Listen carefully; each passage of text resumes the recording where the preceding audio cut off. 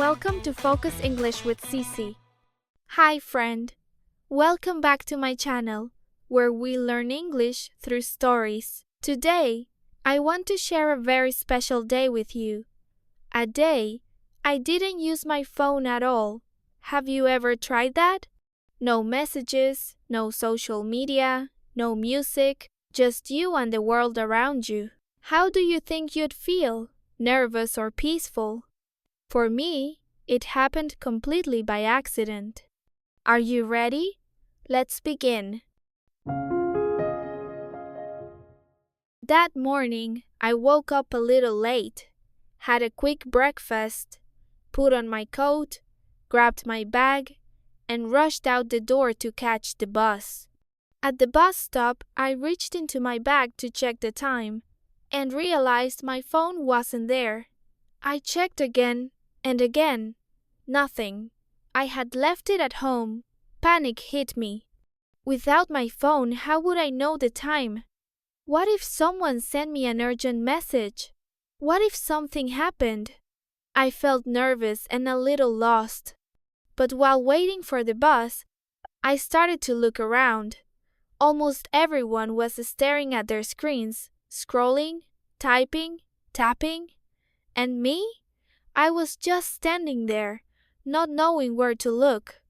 I thought to myself, what do people do with their eyes when they don't have a phone?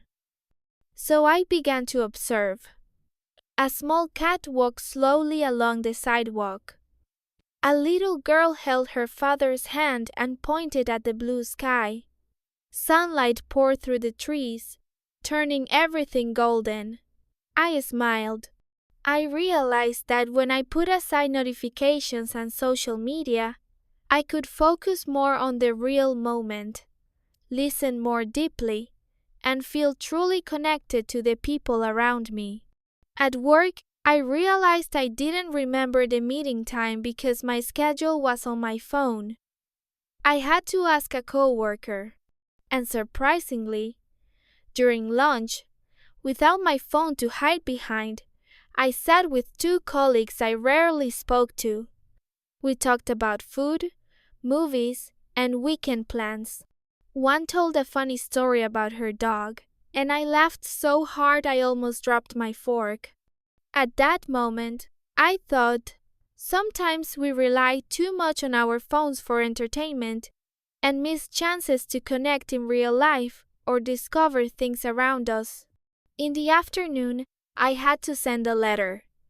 Normally, I'd use Google Maps, but this time, I asked an old man for directions. Not only did he help me, but he also told me a shortcut. We smiled and said goodbye. And I realized, this felt so human. That evening, I met my friend Ruby. I told her I'd forgotten my phone, and she laughed. Then, let's both forget about phones tonight. We talked, laughed, and enjoyed our time without taking photos or posting stories. Just the present moment. When I got home, my phone was still on the table, full of messages and notifications. But I didn't check it right away. I made tea, sat by the window, and opened a book I hadn't finished in weeks. The room was quiet. My mind was calm. I clearly felt that when I put my device aside, my mind became calmer, more creative, and more aware of the small but meaningful things around me. And when I finally looked at my phone, nothing was urgent. The world had gone on without me, and I was fine, maybe even better. Now, looking back, I think I need more days like that. Not all the time, but sometimes to stop, breathe, and see the world with my own eyes, without a screen. Remember, sometimes the best way to reconnect with life is to disconnect from your phone.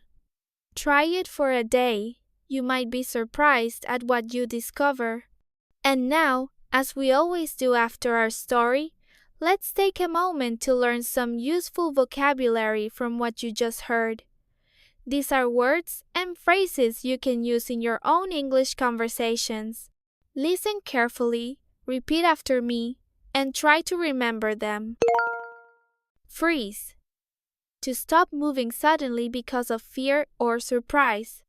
Example: I froze when I realized I left my phone at home. Awkward. Feeling uncomfortable or not confident. Example: it felt awkward standing at the bus stop without my phone. Run into a problem. To face an unexpected issue. Example: I ran into a problem when I didn't know the meeting time. Feel human. To feel connected in a natural and real way. Example: talking to the old man made me feel human again. Shortcut. A quicker or shorter way to get somewhere. Example: the old man showed me a shortcut to the post office. Panic. To suddenly feel very worried or afraid. Example: I panicked when I realized I didn't have my phone. Observe. To watch something carefully. Example: I observed the little girl pointing at the sky. Distract. To take someone's attention away from something. Example: my phone usually distracts me during lunch. Present. Fully focused on the moment you are in. Example: without my phone, I felt more present during conversations. Peaceful, calm, and quiet, without worry. Example: sitting by the window with tea was peaceful. I realized that. To share something you suddenly understood. I thought to myself. To describe a private thought. I usually, but this time. To compare your normal habit with a different situation. It felt. To describe how something made you feel. It all started when. To begin telling what happened first. Great job with the vocabulary. Now, let's look at a little grammar from today's story. We'll focus on some sequencing words. Words that help you tell a story in a clear, natural order. These will make your storytelling in English so much better. Past simple tense. Used to describe actions that happened in the past. Comparisons with but this time. Used to compare a usual habit with a different situation. At first. Used to describe what happened or how you felt in the beginning of a situation. Then, used to show the next action or event in a sequence. After that, used to show what happened next, usually after another action is completed. In the afternoon, used to specify that an event took place during the afternoon. Finally, used to introduce the last action or event in a sequence. Thank you for listening to the story today. I hope you enjoyed the story and practiced some real-life English. I've created a free PDF with new words and sentence patterns from today's story, along with easy examples. It will help you learn more easily and more quickly. Also, just click the link in the description to download your free PDF gift. If you liked it, don't forget to subscribe for more gentle stories. Keep learning, keep smiling. See you next time, my friend.